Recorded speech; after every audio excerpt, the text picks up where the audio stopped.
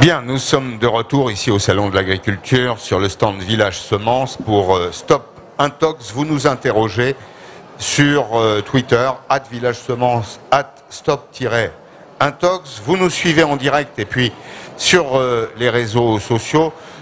Ces échanges seront ensuite postés sur YouTube, enfin sur toutes les grandes plateformes. On ne va pas faire la publicité des grandes entreprises américaines, mais on va quand même vous dire que on sera visible et on sera visible longtemps. C'est intéressant d'ailleurs parce que c'est plus tout à fait un flux, ça devient ensuite un stock, une émission de télévision. On peut la regarder quand on veut. C'est bien, c'est un des avantages. J'en parle aujourd'hui avec Alexandra Dublanche, vice-présidente de la région Île-de-France, chargée du dossier agricole notamment. Rémi Dumry est agriculteur aux frontières de l'Île-de-France, pas très loin finalement, hein. Orléans est la banlieue maintenant. Oui, oui. Qu'est-ce qui est la banlieue de l'autre d'ailleurs, hein? Sébastien Picarda, API Agro, et puis Alexis Comard, iPhone, vous êtes un start-upper. Bien, on a évoqué les transformations de ce monde agricole, elles sont spectaculaires, assez invisibles au fond pour le grand public, mais on va vers une agriculture de précision. On est encore dans le tournant. On n'est encore pas vraiment à une agriculture très connectée pour toutes les raisons qu'on a évoquées. Il faut beaucoup de données, il faut la capacité à les traiter, il faut des investisseurs privés, mais il faut aussi des acteurs publics audacieux et surtout, il faut des utilisateurs. J'ai une première question, Rémi Dumry, vous qui êtes agriculteur. Est-ce qu'il n'y a pas dans l'esprit du public, ou est-ce qu'il ne peut pas y avoir dans l'esprit du public une opposition entre d'un côté une agriculture qui serait une agriculture de très haute précision, très connectée, j'allais dire un peu scientifique, et le bio qui est le truc réclamé par le public oui. et qui est plus qu'émergent aujourd'hui? Alors évidemment, moi c'est une grande peur que j'ai, c'est pour ça que j'utilise beaucoup la communication et notamment les réseaux sociaux pour en parler. Ouais. Parce qu'il ne faudrait pas qu'on nous fasse le même coup que les OGM ou le glyphosate, quoi. Ah, il y a un risque pour vous. Évidemment, il y a un risque. Mais le risque, il peut être minime parce que justement, on peut entraîner les bio avec moi. Mes voisins qui sont en agriculture bio utilisent des nouvelles technologies, comme ils utilisent des pesticides, mais des pesticides autorisés. Les nouvelles technologies pour faire du binage de précision piloté par satellite, les bio en sont évidemment friands. Ça fonctionne. Et évidemment, aussi, tout ça, il faut que ça soit expliqué. Et des plateformes comme Twitter, que j'utilise beaucoup, nous permet de faire dégonfler un peu cette bourriche qu'on voit de la peur, en fait. Hein, quand on pose des questions sur l'intelligence artificielle. C'est sérieux, là, ce que vous dites? Ah bah bien sûr. Non, mais ça fait peur, alors que ça devrait au contraire rassurer, non? Et c'est pour ça que tout à l'heure, je parlais des financements aussi, qui sont un peu bloqués. C'est par rapport à cette peur. Il y a des politiques qui ont peur de donner de l'argent aux nouvelles technologies, au numérique, au digital en agriculture, parce que qu'est-ce qu'ils vont faire avec ça? Et l'agriculteur ne sera plus rien, ne sera qu'un simple exécutant. Mais en fait, nous sommes... il sera ce qu'il est déjà, un ingénieur du vivant, non? Bien sûr, mais avec des nouveaux outils dans sa boîte à outils pour faire encore mieux son métier. C'est mieux que le béret et la baguette sous le bras, non? Je pense, ouais. Non. Mais ce qui est intéressant, c'est qu'il y a des caricatures. Le bio, c'est extrêmement technologique. Nous, on a organisé en juin dernier un grand événement national qui s'appelle Tech & Bio, où justement on voit toute cette innovation dans le bio, parce que justement, comme on utilise moins d'intrants, il faut avoir encore plus de techniques pour rendre les cultures viables. Et aussi, vous dites, monsieur, il y a des peurs, mais c'est vrai que il y a des incompréhensions, de la désinformation. La sécurité alimentaire, elle est bien plus importante qu'il y a 50 ans quand on mettait rien, mais les gens ont une espèce d'image. Et là, nous, notre rôle aussi, collectivité publique, c'est aussi de faire de la pédagogie et d'expliquer sans cesse. Bien sûr. Et notamment ce bio, où il y a énormément de technologie dans le bio. Ça ne veut pas dire des produits qu'on met, mais ça veut dire de l'innovation et de la technologie et des outils d'aide à la décision. Et je suis pas sûr que sur un paquet de pâtes bio, on mette un beau robot désherbeur soit un acte vendeur. Non, c'est vrai. Alors que ça le serait. Alors qu'au contraire, tous ces outils aident à diminuer les intrants. Enfin, nous, beaucoup de choses qu'on finance, ça a une vocation aussi environnementale pour diminuer les intrants nécessaires à mettre dans les cultures. Donc, c'est vraiment, il y a une espèce de mythe autour de cela. On est dans un domaine donc, faut qu'on explique. Abandonné aux passions. La raison a déserté le débat, si je puis dire. Il y a pourtant des éléments objectifs qui sont à la portée de tous. L'espérance de vie en bonne santé n'a cessé d'augmenter au cours des 40 dernières années. Alors, il y a un petit phénomène d'asymptote, maintenant, c'est normal, les progressions ne sont jamais tout à fait linéaires. C'est lié notamment au progrès de la médecine, mais aussi à l'évolution de notre modèle alimentaire. Et pourtant, c'est ce que vous dites, une partie du public perçoit le progrès comme un élément dangereux. C'est le contraire. Un petit coup de cocorico quand même. Il y a un grand journal anglais qui n'est pas connu pour son amour de la France, qui depuis 3 ans nous place en tête de l'agriculture la plus durable au monde. Et donc il faut le rappeler aussi aux Français. On doit être fiers de notre agriculteur, de la qualité des produits qu'ils produisent. Sébastien Picardas, rapidement sur ce point-là, je voudrais qu'on aborde 2 sujets là, dans cette deuxième partie. C'est la souveraineté des données, la protection des données et les modèles économiques qui sont induits par le digital. Oui, juste en 2 mots, dire globalement la peur, notamment des agriculteurs, c'est la peur de l'intégration numérique par rapport à des grands acteurs du numérique d'un côté, comme dans certains cas, vous aviez peur de l'intégration industrielle avec des grands groupes industriels ou de la grande distribution qui derrière valorisent et créent de la valeur sur du marketing, sur des produits finis, autour de la théorie de la peur, etc. Je vous arrête Sébastien, mais c'est une question qu'il faut qu'on se pose à voix haute. Où sera la valeur demain? Est-ce que la valeur, ce sera ce que fait Rémi des grandes cultures, ou est-ce que ce sera la connaissance détaillée de l'état des sols, de l'état des cultures? Pardon, mais de mon point de vue, la vraie valeur, ce sera le deuxième élément.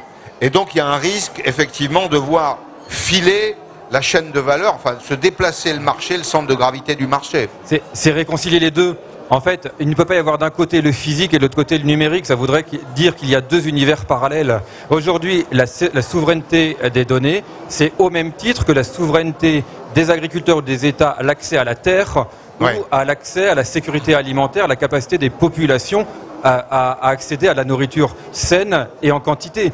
Et donc, si on n'arrive pas à régler ce trépied, il est clair que si on ne donne pas une vision claire à l'agriculteur, aux filières et aux consommateurs, on a perdu le pari d'une agriculture numérique. Dans la chaîne de valeur, si vous voulez, ce qui me paraît fondamental, c'est la connaissance. C'est finalement l'acte physique en tant que tel sera le produit de la connaissance et de l'utilisation rationnelle de la connaissance. Je vais vous citer un autre exemple. Vous savez que Google avait signé un accord avec Sanofi pour le traitement du diabète. Il y avait 2 éléments. Il y avait d'un côté Sanofi qui fabriquait une molécule. Imaginons que c'est un intrant.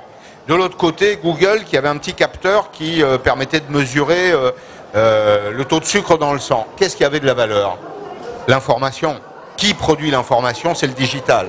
Et donc là, il y a une question à régler. C'est-à-dire que tout à la fois, il y a la souveraineté des données par rapport aux Américains, par rapport aux étrangers, mais il y a aussi la souveraineté des acteurs eux-mêmes. OK ou pas? Oui, bien sûr. Et c'est pour ça que les 2 sont vraiment indissociables et se résonnent dans une filière, quoi. Aujourd'hui, quand je vends du blé dur, il n'y a pas seulement la qualité intrinsèque de mon produit qui va devenir des pâtes ou de la semoule, mais il y a aussi comment je les produis, quelle est toute la traçabilité. Alors aujourd'hui, elle est un peu c'est un peu moins l'esclave de la data parce que je dois souvent les taper sur un clavier, mais on peut imaginer d'avoir des traçabilités type blockchain ou ainsi de suite qui permettent en plus de sécuriser et de nous alléger aussi de n'être plus l'esclave de la data. D'accord. Oui. Vous vouliez dire un mot? Alors, moi, sur tout ce sujet-là, surtout sur le sujet de la souveraineté, je pense quand même qu'il faut qu'on soit relativement détendu. On est dans un environnement non, mais on discute, hein. Mondialisé. On discute avec. On est dans un environnement mondialisé. Une boîte comme iPhone, c'est une boîte du digital. C'est une boîte qui mesure les plantes. On fait aujourd'hui 12% de notre chiffre d'affaires international. Demain, on aimerait bien en faire la majorité. Bien sûr. Et si on n'est pas capable justement d'échanger avec les pays, si on n'est pas capable d'utiliser des outils des autres pour qu'ils utilisent nos outils et compagnie, on se tire un peu une balle dans le pied. Donc moi, je comprends très bien ce problème de souveraineté, mais l'agriculture est globale, les ventes sont globales, et des boîtes comme iPhone qui finalement fournit une brique technologique dans toute cette logique qui est l'agriculture digitale, et ben nous on est très contents de pouvoir aussi vendre en Australie, au Japon, etc. Ce sont des choses qu'on fait concrètement aujourd'hui. Sébastien, vous organisez des flux de données quel est le statut juridique de ces données? À qui appartiennent-elles? Les données exposées sur la plateforme API Agro restent propriété de l'émetteur de la donnée. Et le but d'API Agro est justement de sécuriser la relation et l'interconnexion entre des émetteurs de la donnée qui sont propriétaires de la donnée et des utilisateurs pour un usage donné. Et sécuriser une transaction, ce n'est pas que le volet technologique qui est opéré par des opérateurs européens, mais c'est également gérer le côté, la transaction juridique, le contrat de licence qui est défini par le propriétaire de la donnée et également la modalité, le modèle économique de éventuellement monétisation de la donnée. Mais pas seulement, vous l'avez dit, l'accès à la donnée, ça vaut quelque chose. Et donc, on peut de manière privilégiée, un opérateur peut décider d'exposer un jeu de données dans sa région, sur son pays, en Europe ou au niveau international. Mais le but d'API Agro, en tout cas les valeurs d'API Agro, c'est d'une part la confiance, l'innovation, la souveraineté, pour que les agriculteurs derrière aient des outils qui puissent être utiles, mais dans un environnement mutualisé et international. Alors, et sécurisé. Effectivement, les 3 temps de la révolution digitale, c'est d'abord capture des données. Ça a été le premier temps. Dans l'histoire d'Internet, au fond, ça a été ça. Hein, si vous êtes d'accord, Google et quelques autres grands acteurs ont commencé par capter des données. Ensuite, il y a un deuxième étage de la fusée qui est celui de l'accès aux données. C'est typiquement les phénomènes d'ubérisation, la plateformisation de l'économie. Vous avez des entreprises qui se mettent entre les acteurs, l'offre et la demande, si vous voulez, et qui séquestrent des données. Et finalement, on s'aperçoit que c'est ces données qui ont de la valeur. Le troisième temps, et j'essaye de recoller tout ça au monde agricole, le troisième temps, c'est les objets connectés. Aujourd'hui, c'est l'Internet, Internet of Things, IoT, c'est l'Internet de la parole, l'Internet de l'image, etc. Typiquement, je vois parfaitement comment ça peut être utilisé dans l'agriculture. Où est-ce qu'on en est là, aujourd'hui, dans cette marche en avant, et quelles sont les prochaines étapes, à votre avis ?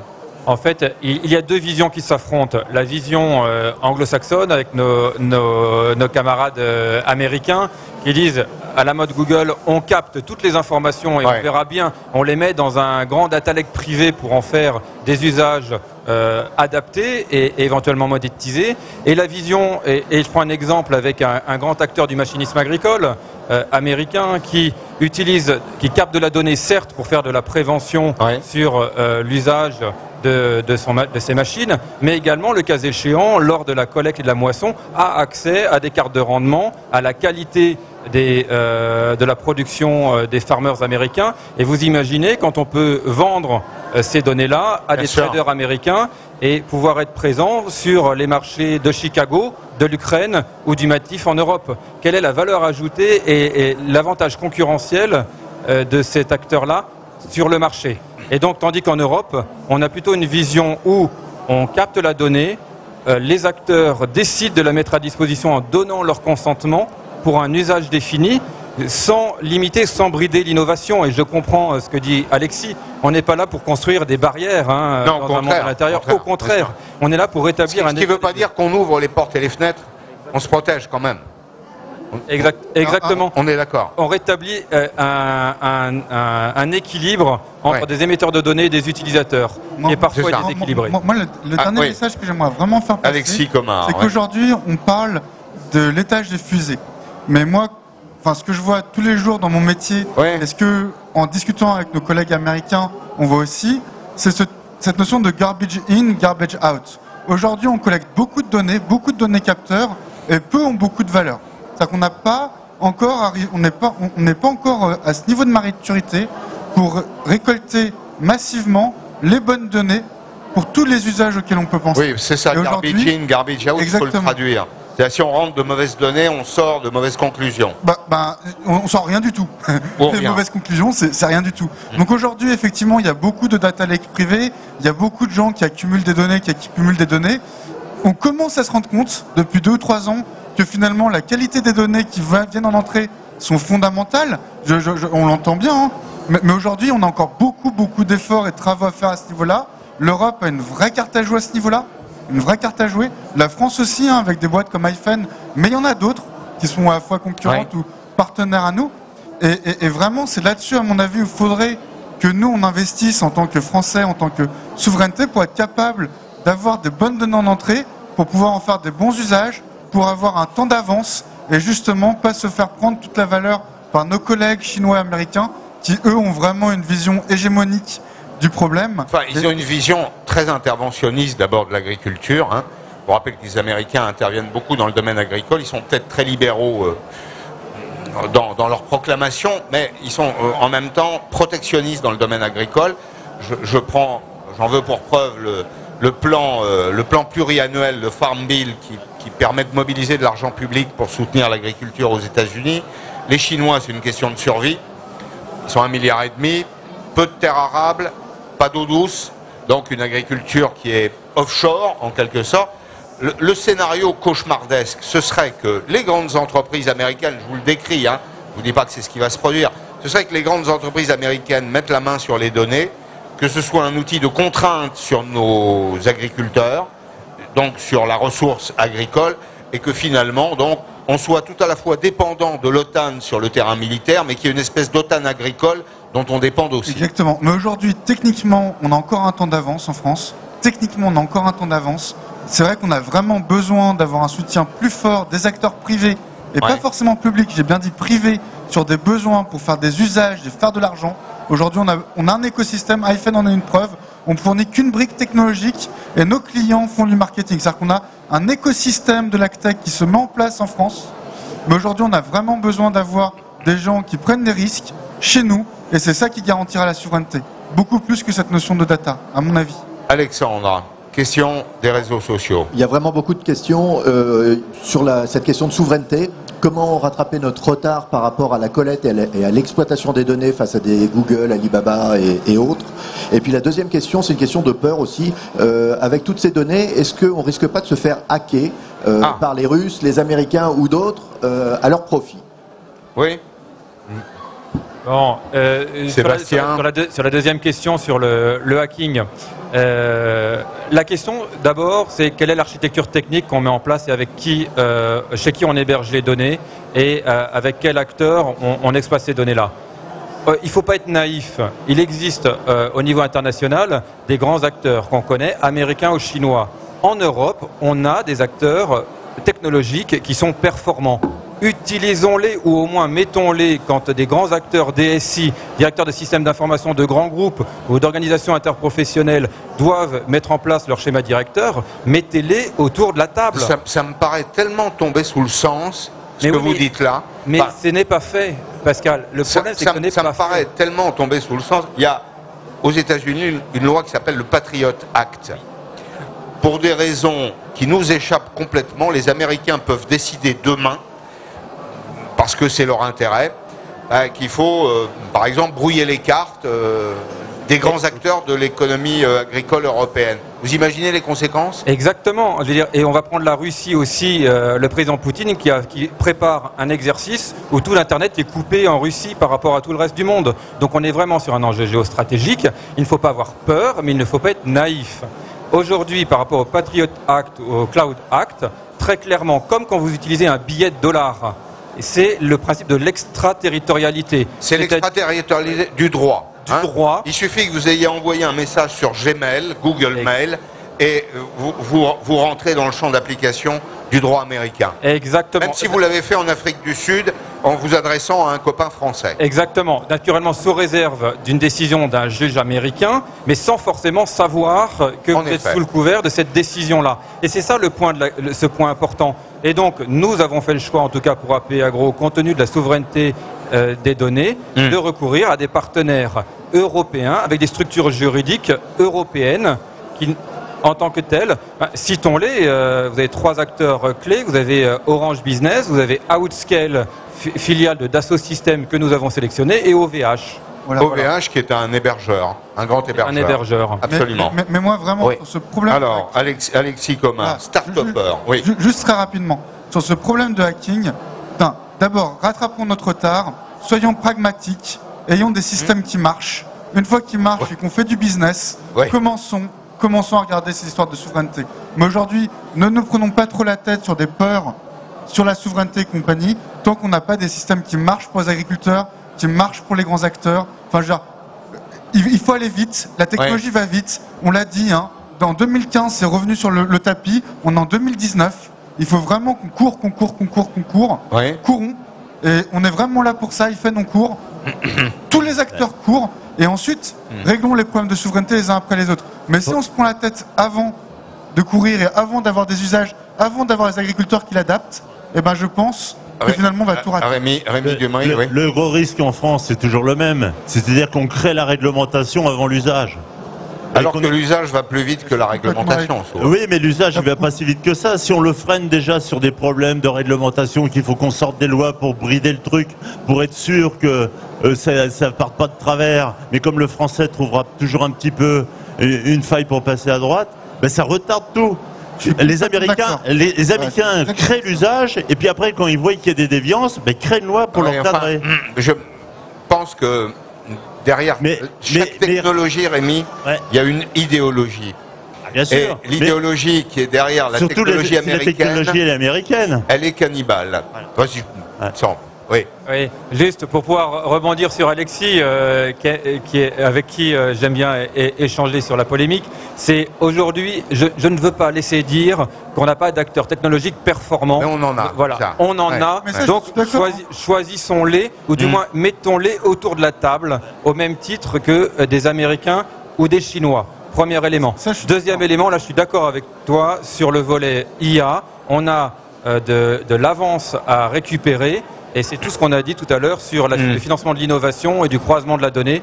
Mais déjà, les fondements de la maison, les fondations, faisons en sorte qu'elles soient européennes, solides, si elles sont performantes, naturellement, et économiquement viables. Rémi ? Ouais. Non, mais il nous reste peu de temps. Hein. Il reste peu de temps, mais juste un exemple avec mon centre de gestion, que je trouve est un bon exemple. L'agriculteur a plein de data, sa comptabilité. À qui il la confie? À un centre de gestion. Parce que c'est un tiers de confiance. Il lui donne tous les chiffres de son exploitation. Que en fait le centre de gestion? Eh bien, maintenant tout est numérisé et tout est stocké chez un hébergeur français sécurisé où il peut retrouver toutes ses factures pendant au moins 10 ans qu'il a référence réglementaire. Et ça, c'est possible. Et maintenant, on va même plus loin, c'est-à-dire qu'on propose à l'agriculteur que ce ne soit pas lui qui cherche ses hectares, mais qu'on y aille le chercher à sa place. Aller chercher des factures qui sont sur des sites comme Orange ou ces factures d'EDF et ainsi de suite, au lieu que ce soit lui qui y aille les télécharger, qui les imprime, qui les rescanne, qui fasse des trous dedans pour le mettre dans un classeur de compta, on va le chercher. Parce qu'il y a la notion de confiance. Et la notion de sécurité est très liée à la notion de confiance. Bien sûr. Dernier tour d'horizon sur les réseaux sociaux, Alexandre. Est-ce qu'on a un risque d'ubérisation de l'agriculture? Oui, le risque existe. Ça ne veut pas dire qu'on y soit confronté. Alors, pour l'instant, il faut toujours des terres pour faire de l'agriculture. On peut faire de l'agriculture urbaine. Hein. Ah, ça se développe. On verra, on peut faire ça dans des parkings aussi. J'ai vu à Station F des startups qui n'ont jamais vu un agriculteur, malheureusement. Voilà. C'est assez désespérant. Ah bon? On a des exemples fameux là-dessus, mais... Après, l'ubérisation, c'est qu'il n'y ait plus d'agriculteurs, mais des industriels qui utilisent les terres. Non, c'est pas ça, l'ubérisation. C'est quoi la peur? L'ubérisation, c'est qu'il y ait des plateformes qui captent l'ensemble des données et qui contrôlent le marché, qui exercent ce qu'un économiste appelle le pouvoir de marché, c'est-à-dire qu'ils soient capables tout à la fois d'orienter le volume des ventes, mais aussi les prix des productions et le partage de la valeur. Moi, cultivateur céréalier, je me demande si c'est pas déjà un peu le cas sur les marchés mondiaux. Hein.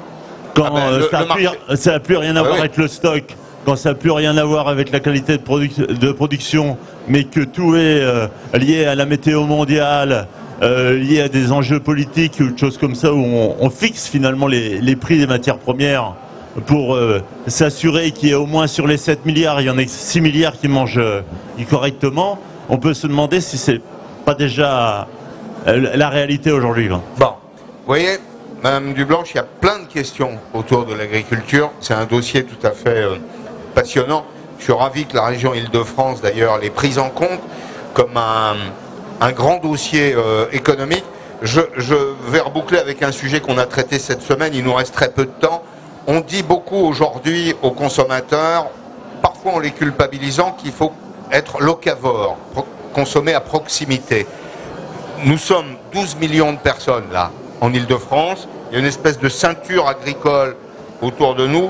C'est absolument, alors c'est contre-intuitif, mais c'est absolument essentiel qu'on maintienne de l'agriculture dans la région.